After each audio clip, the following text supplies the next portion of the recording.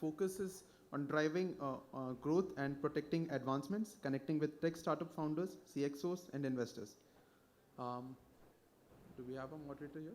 Yeah, welcome, sir. Our first speaker for this session is Mr. Sumit Kapoor from Amazon. He's a global brand relation manager for APAC with the experience in leading CPAM's enforcement division and an LLM in IP. He brings valuable expertise in safeguarding intellectual property rights. Welcome, sir. Next, we welcome Ms. Vindhya S. Mani from Lakshmikumaran and Sridharan attorneys. With over 15 years of experience, she heads the patents department and specializes in patent drafting, IP strategy, and trademark registration as well. She is actively involved in global IP forums and committees like INTA. Joining next is Mr. Zaheer Khan, founder of Derisk and EIPR India Private Limited. With over 20 years of experience in brand protection and risk management, he has led IP protection initiatives in South Asia, helping global clients combat counterfeit threats.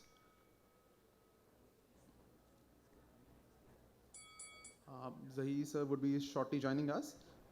Lastly, we have Mr. Vaibhav Dalvi from Welspun. With 12 years of experience in IP and litigation, he established Welspun's IP department and specializes in global litigation, particularly in USA and Europe. Let's give a warm round of applause to all our distinguished speakers for this event. And with that, I would request our moderator to kindly take on from here, and we'll begin with this.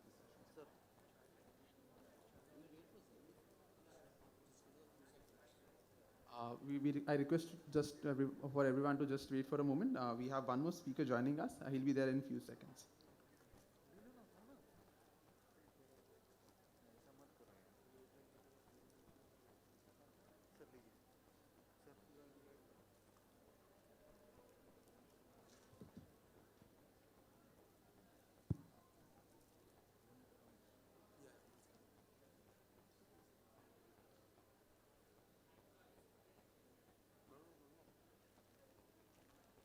We have sir with us. Now we'll begin with this session. Thank you, sir.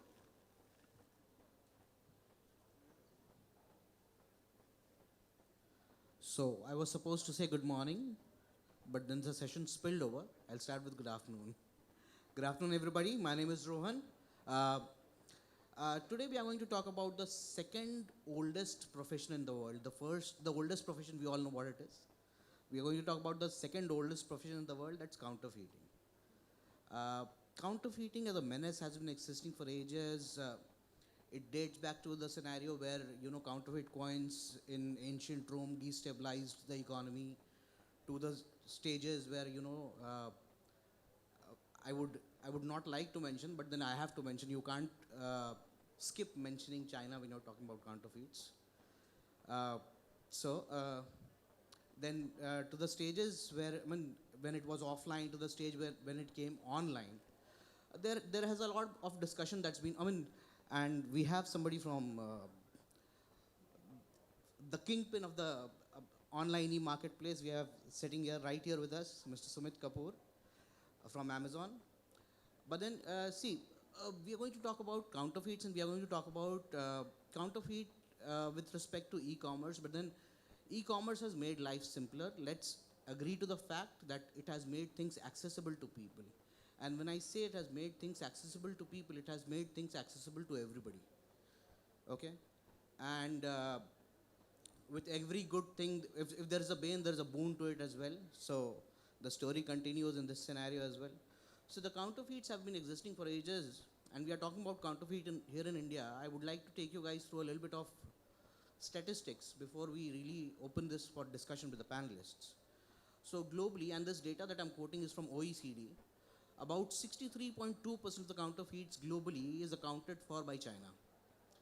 Today we are having that, before I started preparing for this session, I thought that let me have a look at a little bit of the statistics around it, which are the top 5 countries that factor in for the maximum counterfeits in the world. China stood first with 63.2%, and to my surprise, Turkey, Thailand, these countries are also way before India. India accounts for about 1.2% of the global counterfeits. And this I'm talking about from the standpoint that today counterfeit stands at a staggering $4.7 trillion globally. So, I mean, if we talk about it from the standpoint of where it started, it was about $300 billion way back in 80s. To today, when we are talking about, it's about $4.7 trillion globally. And yes, counterfeit is a fact that exists, and that's a devil that's available there that we need to really talk about. And now I would take you guys through a little bit more of statistics on the various product segments that this really affects. Footwear industry is the worst affected with the advent of e-commerce, about 22% fakes. Then comes the watch and the luxury brands, the watch industry. Then comes the clothing industry, the pharma industry. So there are multiple industries that are affected. So for all you know, most of the shoes that you're wearing today, the Steve Maddens of the world that you use, for all you know, if you're buying them online, they might not be the real Steve Maddens. So to say, we have a very distinguished panel here. We have somebody from Welspun sitting here, people who have established the supply chain right from thread to the counter. We have a person from the intermediary sitting. We have somebody from Lakshmi sitting here who's been, Lakshmikumaran and Sridharan, they have been at the forefront of tackling this menace. And we have somebody like Zaheer sitting here. Zaheer has been on the block for a very long time. He's been there on the block right from the time when counterfeit existed, but e-commerce did not exist. So wealth of experience we have on this panel. And with that, I would like to lay open the discussion. I would hand over the mic to begin with, I would want to start with Vaibhav with the opening remarks. Over to Vaibhav. Thank you, Rohan. So, Rohan rightly mentioned that counterfeit is there since ages. But one thing is very interesting to note is that counterfeit is always ahead of the law. So we are facing with a 21st century problem with a 20th century law enforcement. Now, especially when it comes to the Act, for example, Trademarks Act 101, it says about any person who is putting the mark, a false mark. Now, would that person qualify as an artificial intelligence? So, with those thoughts in my mind, like we would also definitely share our, like how Welspun as a brand owner protects the IP on a counterfeit and like tackle with the counterfeit on the online domain. So, Zaheer, I'll over to you with your thought process. Thanks, Rohan. And Rohan very aptly put it. I've been there since before e-commerce, so he made me feel nice and old. But so I fulfill the role of an investigator. I am a person who runs an organization that has investigated counterfeits, that has outlined anti-counterfeiting strategies. My anti-counterfeiting strategies were dedicated to offline, and now I see that the problem of online counterfeiting is something that we are going to have to tackle for years to come. The problem is severe, the problem is large, but there are solutions. As we go into our second round of talks, I will specifically give you examples of how we can curb this menace, or how we can at least start to move towards a sustainable solution. There are significantly effective laws that our country has. There are significant advantages that these laws offer. But there has to be a coordinated and steadfast resolve. Brand owners, private investigating agencies like me, and law enforcement. We have to all understand this problem, and we have to come together to solve it. But the problem is solvable. Thank you, Zaheer. Just to take that string of thought from Zaheer's remark, I think the laws are there, and that's why I slightly disagree with what Vaibhav said, is that the law is not antiquated. The law, while it may have been framed at a stage where we did not foresee e-commerce or online counterfeiting, but the recent decisions and the judicial trends that we have seen seems to suggest that the law can tackle these eventualities as well, whether it's the Google DRS decision of the Delhi High Court or all other decisions that's come after that, Google AdWords, online, e-commerce platforms, the safe harbor principles. The courts are willing to grapple with these issues. Of course, the courts have to be led to, or they have to be taken to those specific issues which the intermediaries face as well as the brand owners face. Ultimately, the courts have to be taken to that issue, and the court will definitely be able to interpret the existing laws. So the answer, the convenient answer that we all have is, why not new laws? That may not be always the case. I think here the question is, as he rightly pointed out, Zaheer rightly pointed out, we have to work together to come up with policies, whether it's not just laws, but policies at the intermediaries end, initiatives that brand owners have to take, and to make the court enforcement mechanism effective. So when you reach the court, you should know, or you should be able to predict that I will get this relief in this certain amount of time. I think that's where we're, we should be looking to head, and I'm quite hopeful for that. Well, thank you very much, Rohan, for making us the kingpin. But from an e-commerce perspective, I think I'll take it from what Zaheer said. There is problem and then there are solutions, right? And we all should be mindful of the fact that the problem is not with the e-commerce. Problem is with the counterfeiting, right? While I'll definitely be speaking on what Amazon is doing, but just to put in some ground rules or the foundation for the entire e-com sector, I think the e-com sector is stepping up to talk to the right owners, to talk to the different stakeholders, to understand the problem, to find the solutions, to help the community as best as they can. At Amazon, and again for the entire e-com industry, what is important is the customer trust, right? The entire thing is focused on trust. And the moment you lose this trust, it becomes very challenging to sort of have the customers, right? Now, what Amazon does, we have 4-layer policy to on the brand protection. It starts with having some proactive protections in place, where you vet your sellers and then put some proactive mechanism using the technology. And then there are the reactive tools. The third thing that becomes very important is like, how do you stop the bad actors from hopping on and hopping off, and sort of bring them to justice. And finally, I think what is important is the customer education, to make them aware and sensitized about how they can have a safe shopping experience. So I think those would be my very opening remarks, and then as we delve into our discussions. Oh yeah, we have a lot to talk. We have a lot to talk.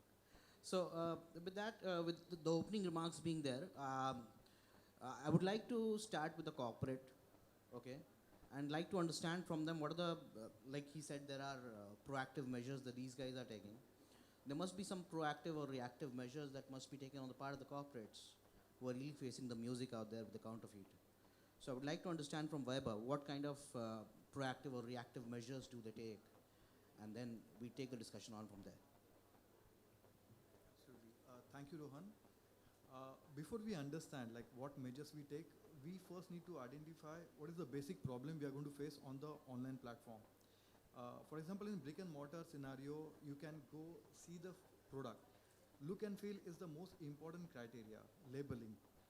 And when you touch it, if it is, for example, in terms of sheets, if the sheets are harsher, then you know that it's not a genuine, it's not a cotton product. Now, for example, we take a pride saying that our sheets are getting warmer in winters and cooler in summers. So, this is a patented technology. Now, somebody who is using this technology and who's comfortable sleeping on those sheets, if they found similar branded or like counterfeit on the website and they purchase it, now what will happen? They'll see, they may not like it, and there's a provision that like they could return the product. Okay, but have I tackled with the counterfeit? No, I'm losing my one customer. So these are the issues like we will face, and the way what proactive measures will take is the registering of a brand. Now, second problem with the sheets is that very less Indian customers will go with the brand name. Not many of them know what is like, whether it's a patented technology or not. The consumer in India is with the look, how the sheet will look, okay, how appealing it is, like how it is matching with the decor. Okay, and when you see these sheets on the online images, you will have 7 to 8 images with the different angles. So there are two aspects to it. With the images, you may not be able to identify whether it's a counterfeit or not, or the images may be genuine, but the product which is shared with you, it would be counterfeit. So first thing we would do is the register your trademark, then register your brand with the Amazon Zero project or with the various players. Second thing is online monitoring. Now it's not only e-com. Now Instagram is also a C2C. It's an influencer-driven platform.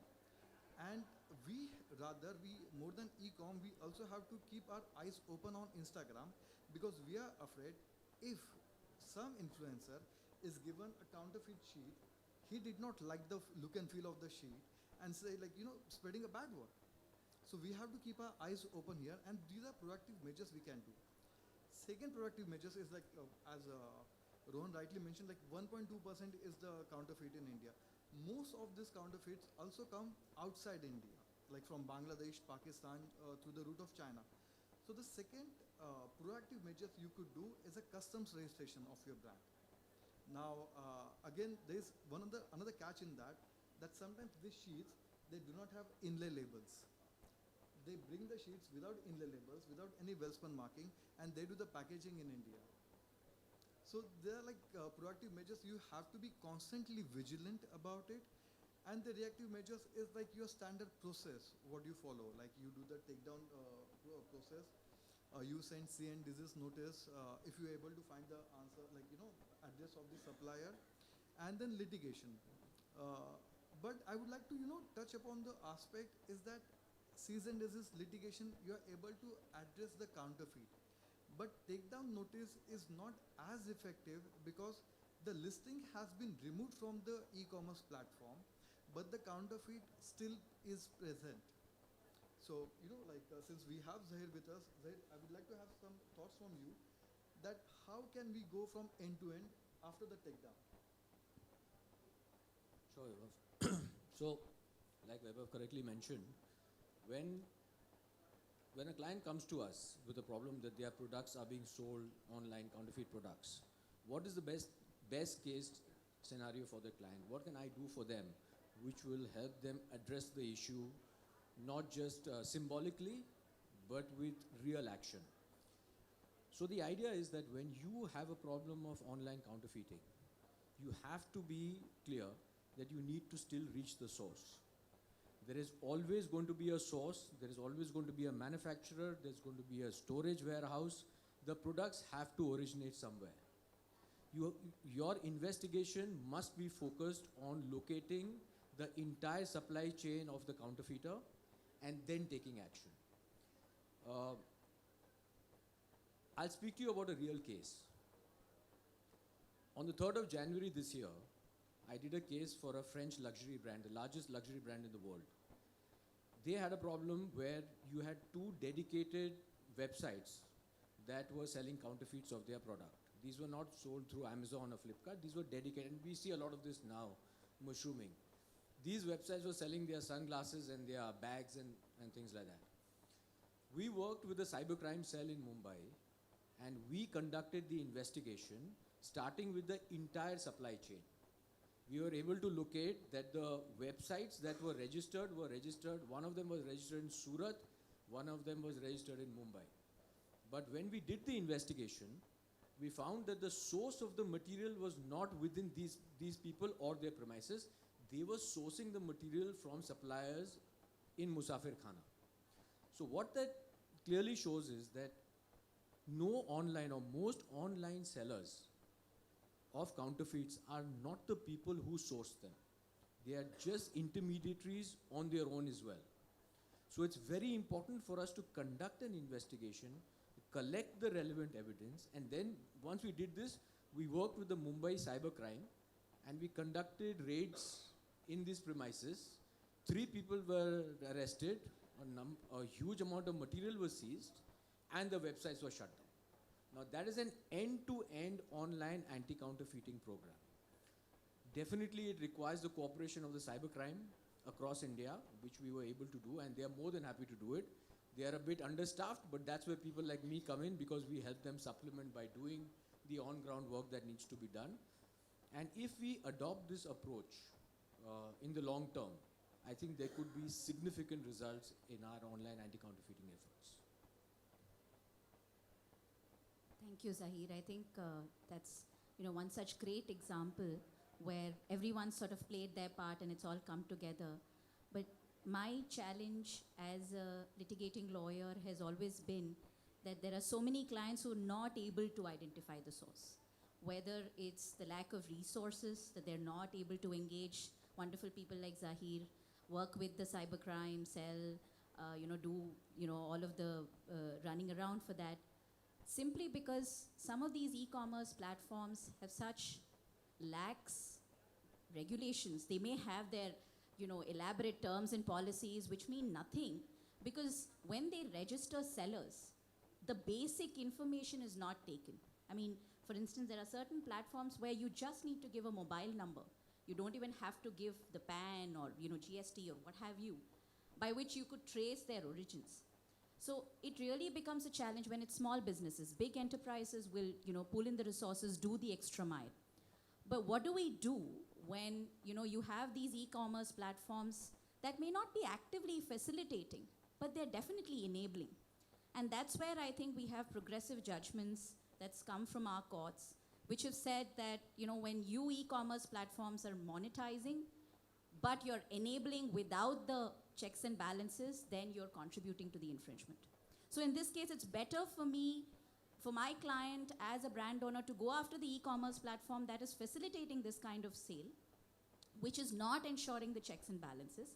And in this case, rightly, we have Section 79, which is the safe harbor exemption, which is there to mean a balance. I mean, that is there to facilitate a balance, but not to be sort of unduly taken and just say, I'm an intermediary, I have no idea who is registering on my platform. That cannot be the answer. So I think courts have played a very progressive part in that, where they've come to the aid of these entities, where they don't have to necessarily go identify these people, but they go to the e-commerce platform, ensure that everything is taken down.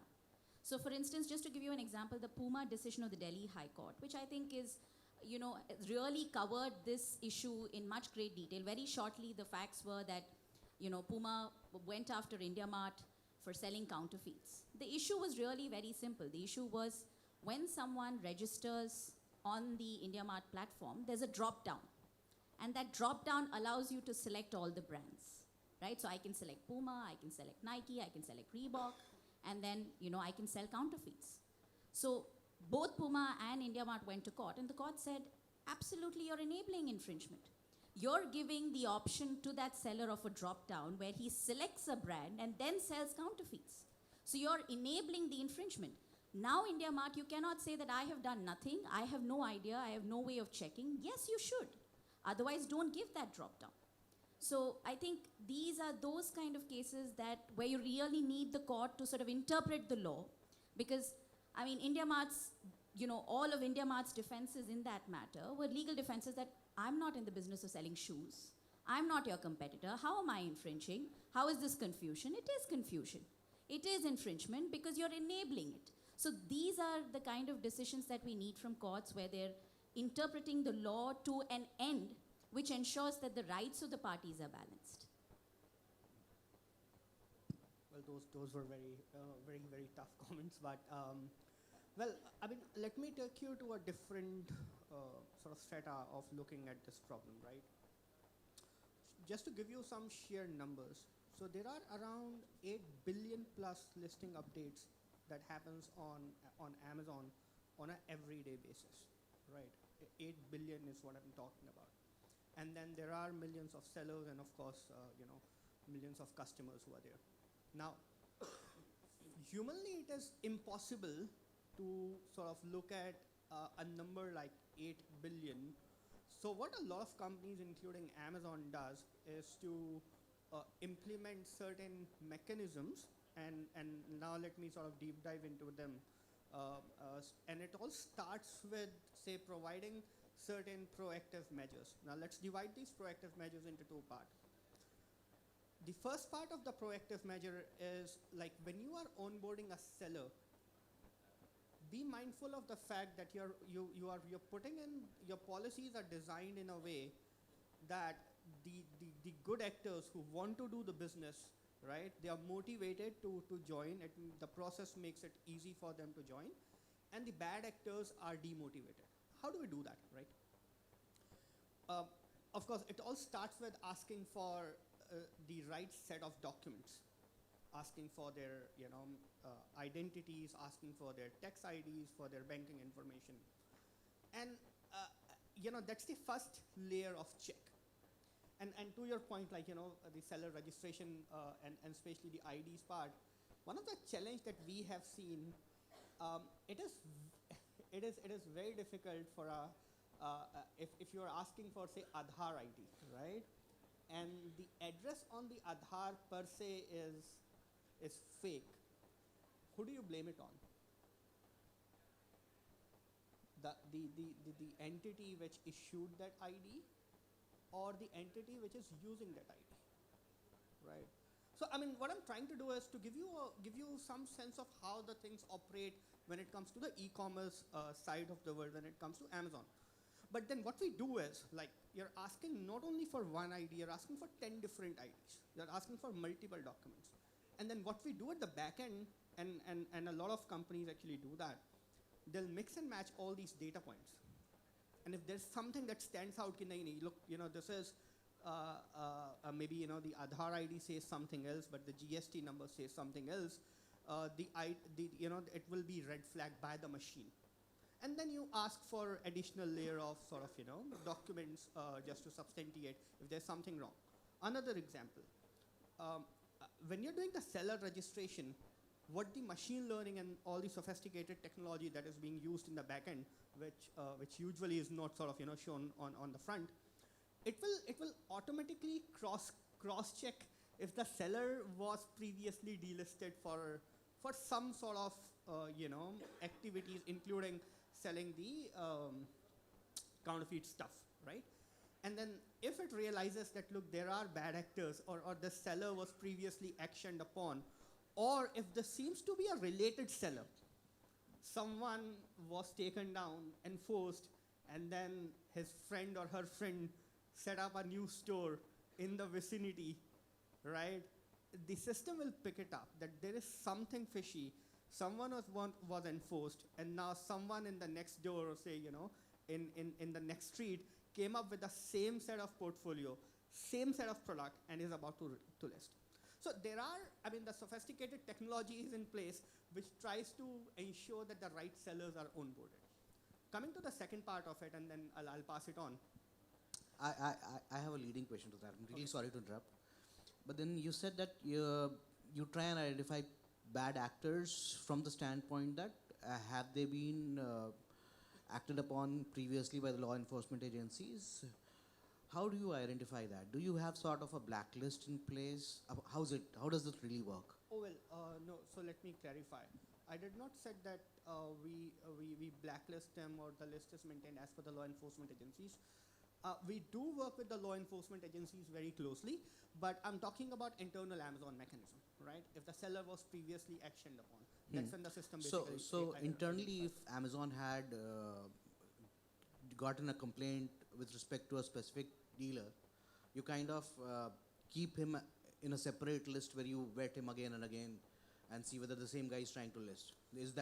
That's what you're referring to, right? It's slightly more sophisticated. How it works is we call it account health rating, AHR, and there could be multiple factors, right? The factors could be there were consumer complaints saying ki I received a product, as you said, the touch and feel of the product doesn't seem right. I suspect it to be a fake product, right? And then it goes, on his AHR. Then Welspun comes up and says, look, we did a test purchase. Oh, okay. And then this was a counterfeit. Okay. We are the right owner. We're telling you that. We'll take that thing down. And then if a certain threshold is reached, the seller would be enforced, actioned upon, right? But very quickly, just to wrap up my point, and I'm mindful of the time here. The second part of the proactive measure is when you implement the technologies which will make sure that if someone tries to circumvent the system somehow, and I'm nowhere making a comment that the sellers are or the bad actors are not able to come to the platform despite all the rigorous mechanism and you know the sophisticated technology that we put in place. There are bad actors who are smart enough to somehow circumvent the system, and then they come up to the platform, right? And then I think that's when the second part kicks in, which is the proactive implementing the proactive measures. And I think that's where the you know, working with the right owners become very important. And what you said was about registering your trademark, not only with the trademark registry, but also with the portals like brand registry that Amazon has, and then again speaking for the industry, you know, the industry, other e-com platforms are also coming up with their own set of mechanism. The moment you upload your IP rights on the system automatically knows, okay, look, this is how the IP looks like. The image detection technology start working in the background. And then the moment they say, ki, you know, the system or the AI or the machine learning technology sees ki, something is fishy. Maybe the Welspun logo is not used the way it should have been used, right? Or it is looking very shady. It will automatically take it down. And our experience is that, you know, 99% of such listings are taken down automatically by the machine. It is only 1% of the bad listings which, you know, make it to the platform, and that's when we have the reactive tools in place, which I'll maybe talk about later if we have time. Yeah. Okay. So now that you've spoken about, I'll come back to you only, Sumit. Now that you've spoken about the proactive and the reactive measures that you guys take, and the case in point being we're going to discuss only e-commerce and counterfeit and e-commerce, that's what the discussion is all about. So we'll keep coming back to you. What is it that you suggest brand owners to do to avoid such issues? Oh, I think, look, and we are all lawyers here, right? And I have a lawyer sitting right next to me.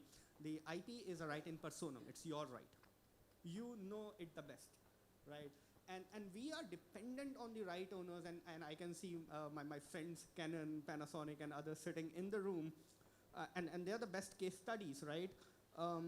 What we do is we work with the right owners very closely. The first step, what I would suggest, is to go register your mark. And go register all the entities which are related to your marks, and I think any sane lawyer in the room would advise you like that. I remember a case of, let's not name the brand, but they manufacture kajals, right? If and there is a case, you can name the brand. It's out there in iconic public. packaging they have got, which has like, you know, a label, like black color label, and then the green color sort of tag on it, and the product is placed in a particular way. And this was a very interesting case that came to us, like, you know, the packaging looked absolutely similar, but the bad actors were not using the name of that brand. Mm-hmm. Right. Right, and this is a very common practice, right? And that's where the circumvention happened. Our machine failed to understand ki, okay, the trademark is not on it. Seems like this is genuine. Like machine will read what it reads. And I think that's where the brands were their IP strategy was very aggressive. They did not only register their own sort of brand name, but all the entities related to it.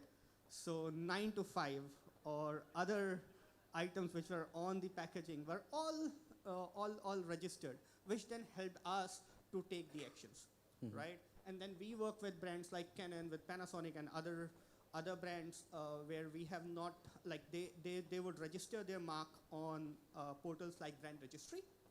That does not only give them the sort of, you know, the advantage to protect and use all the tools, but also use the proactive mechanism that I was talking about.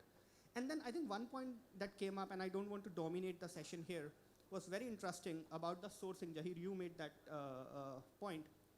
I think it is very important, how do we go after the source? How do you bring these bad actors to justice, right? And we set up this unit, we call it Counterfeits Crime Unit, and then we have worked with multiple brands to ensure that whenever a takedown happens, and if we suspect that, look, seems to be a big fish behind this, you go after them in the offline space and sort of, you know, bring them to justice. And then there are multiple, I think, more than 25,000 cases which have already been filed, working together again to name Canon very closely on some of these investigations to go after these bad actors. And globally, we are doing it very successfully. So I think it is important not only to take down, but also to sort of, actually ensure that what is taken down remains Stays down. down.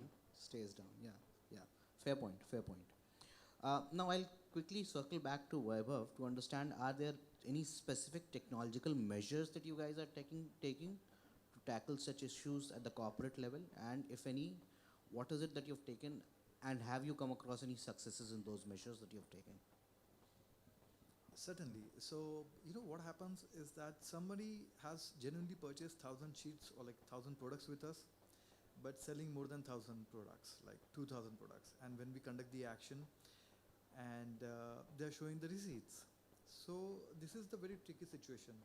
In such situations, you need to have your supply chain management very robust. And the way we have achieved that robust supply chain management with the blockchain technology. So you can use the blockchain technology. You can also use this AI-driven data analytics, that where you can find this trends of the counterfeiters. Now there are certain places, like for example, textile plant is very difficult to set up, but the tank plants is not that difficult to set up. So we know and who are the usual suspects, who at what places they conduct the activities.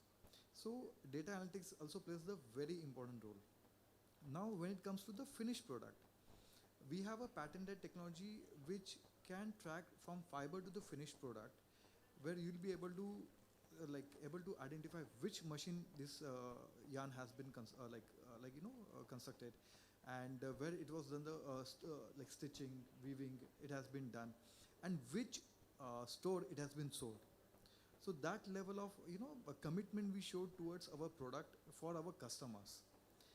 Second thing is labeling and packaging. You need to, if you put up these RFIDs, holograms, that helps us to counterfeit or rather deter, because these kind of holograms or RFIDs, they are little expensive. Now also they have some 3D marks on the packaging.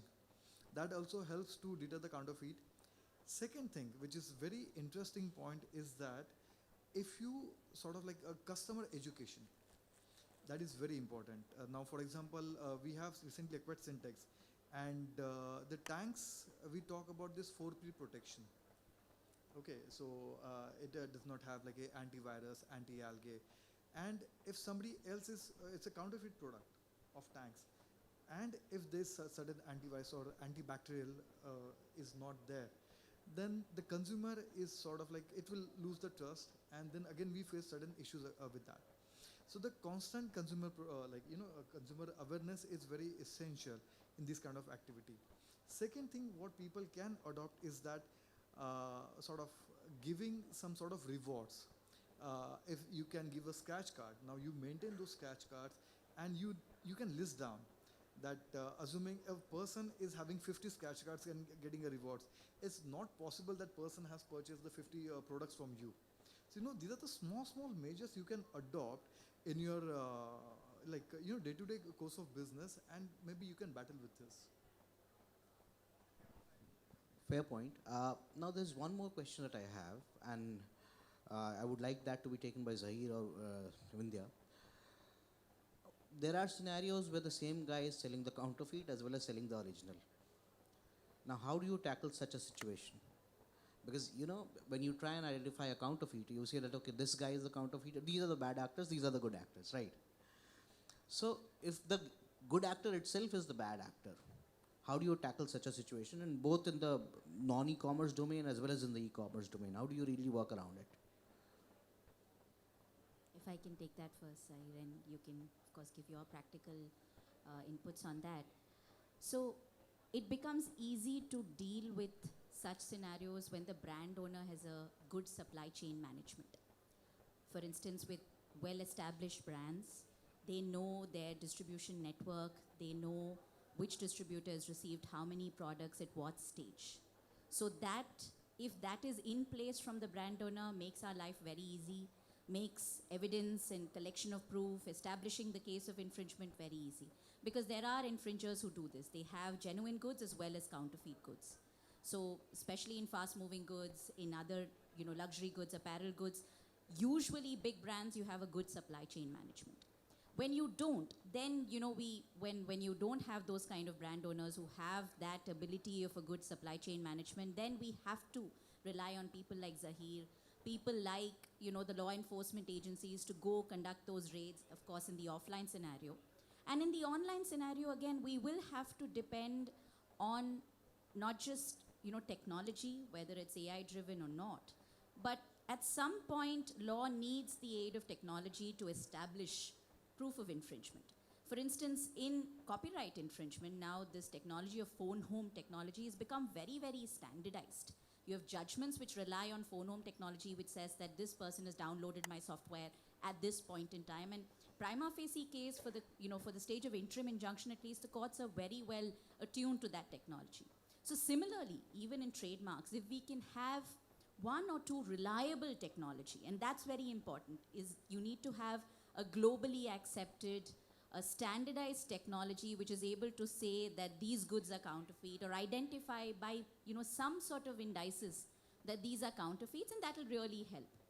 So I think whether it's online or offline, it can't be a one solution fits all. It'll have to be different approaches that you have to take and different means to prove your case. Ultimately, you're looking at proving the infringement and getting that infringer to task.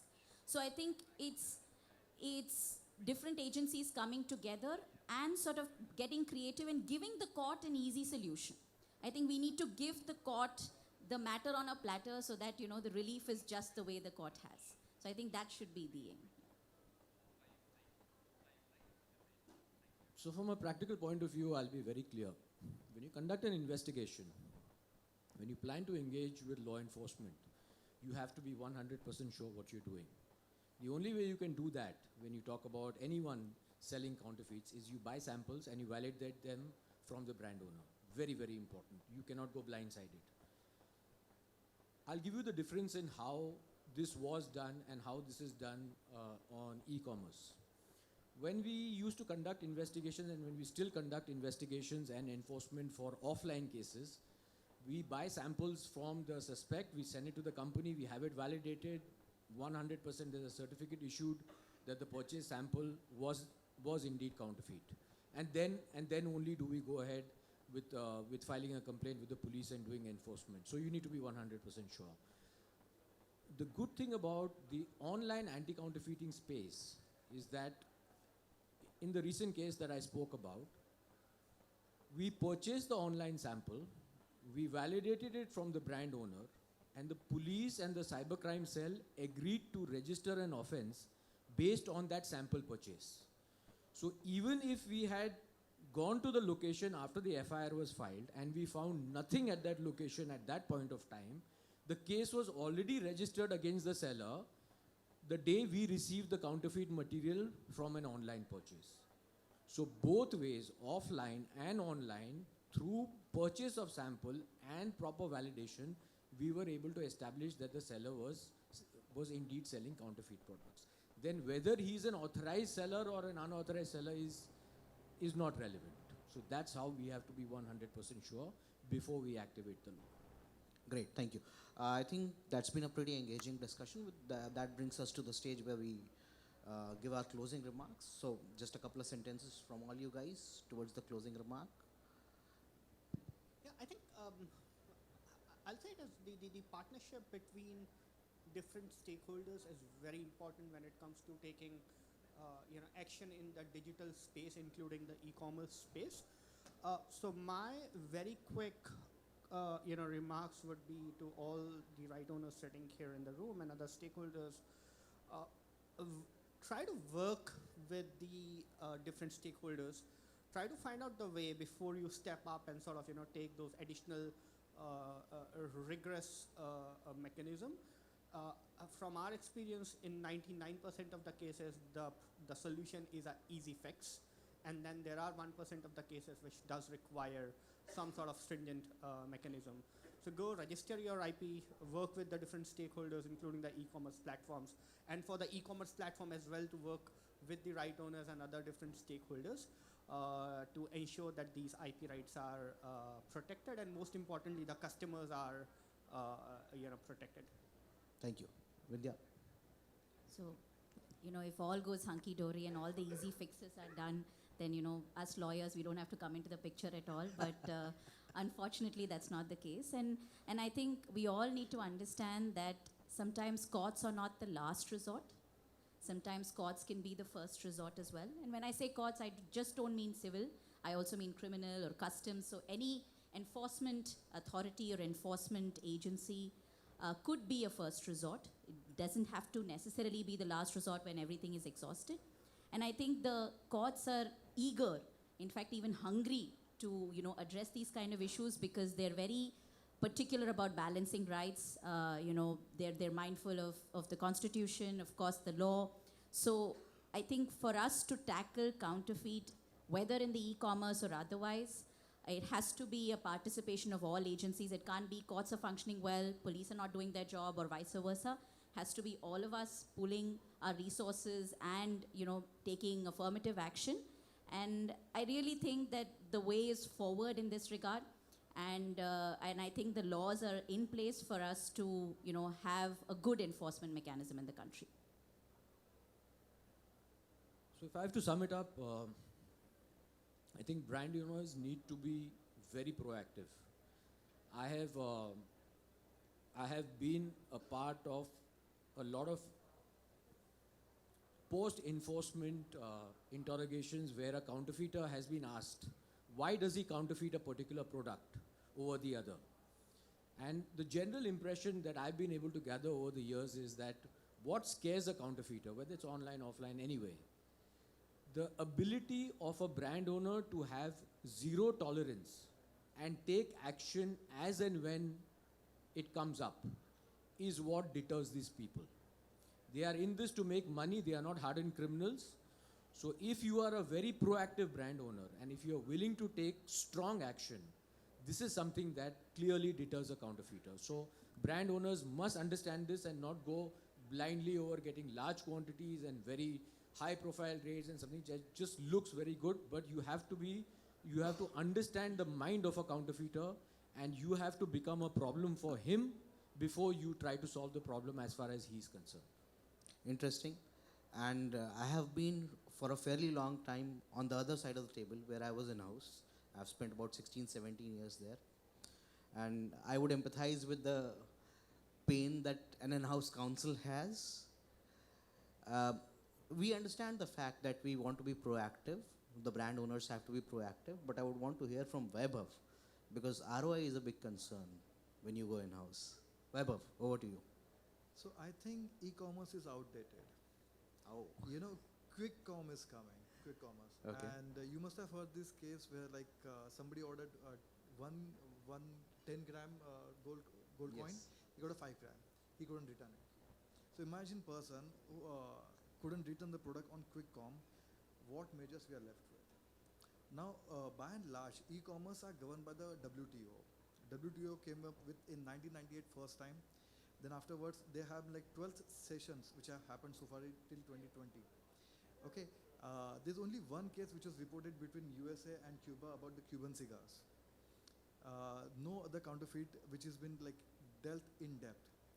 Now, it's absolutely the point well made, and if it is my brand, I have to protect it. Right. Nobody's going to be sent and come and help me and serve me with my counterfeit issues. But what brand owners are looking for is the ease of taking down, ease of fighting the counterfeit. You have this ICANN where you can get this domain names got down, if you have the right registration. But how can you go to the source of it? If certain independent body is established to deal with these kind of issues on e-com or quick com or any online portals. There are 6 recognized e-com portals B2B, B2C, C2A, C2C. And you have to be absolutely mindful. You have to be vigilant everywhere. But if there's one stop shop where I can go and find out address my grievance, That Mhm. would be easy for the brand owners. Right. Well, nicely summed up. Vaibhav wants a one-stop shop where his grievances should be addressed. Sumit says that if I have to sum it up, I understand from the panel seated here that the brand owners have to be vigilant and proactive, which they definitely are. But then the brand owners have their own limitations. Like I said, when you are in-house, you have to factor in the money that you're spending vis-a-vis the benefit that you derive from it. So that's been the discussion today, and I believe that also lays down the premise for the next session that we're going to have here on value creation, value extraction from IP. Nicely done, guys. So we're done. We're summing up here. And do we have time for the Q&A? I don't think we are already time up. Great. Yes.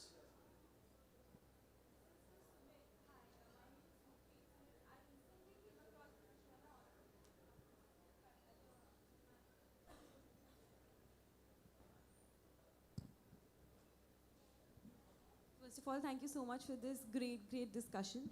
Sumit, I have this question for you. I recently came across this issue where suppose I am a seller of spices. I have a physical market where I am selling my products.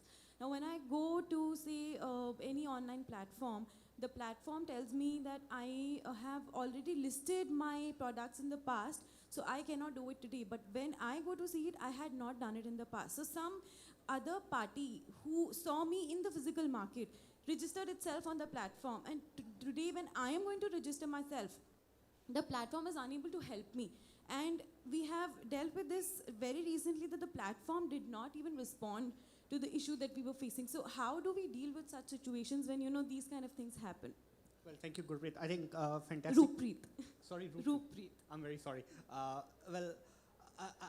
Very interesting scenario, because here the infringement, if it is happening before even the listing is done. I'll not, I mean, there is a way to look at it from an IP sort of lens. To me, this looks more like a business problem. The guy wants to sell, is not able to sell because someone else already listed, right?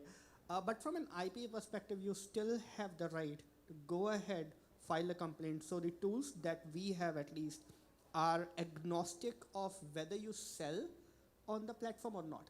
So even if you're not doing any business on Amazon, you still can go ahead, upload your trademark, and use all the tools that are present there to take down these listings. Even if you're not able to upload the trademark because someone else already did, and that's the problem here, you still have the scenario of using what we call is a public notice form, PNF form, where you can still go ahead and do it. But these cases are, these are exceptional cases, I'll call them. But if the case pertains to Amazon, I'm happy to discuss it offline and help you. Yep, thank you. So, such an incredibly informative and an engaging session for all of us. Can we have a round of applause for all our panelists? May I now invite our moderator, Mr. Rohan Turior, to kindly felicitate all our fellow speakers. So, first we have Mr. Sumit Kapoor from Amazon.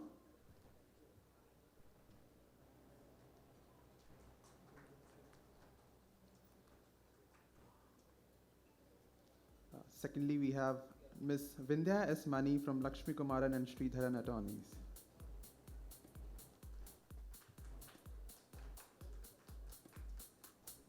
Next we have is Mr. Zaheer Khan, founder of Dayrisk and EIPR India Private Limited.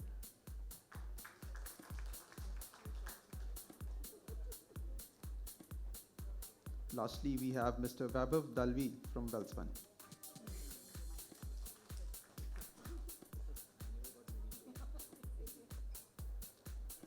I'll also request the panelists to kindly get arranged for the group photo. And with this, we come to the end of the session. And we now break for a lunch, and we'll reconvene at 1:20 p.m. And speakers are also requested to proceed to room lounge 10059 and the basement.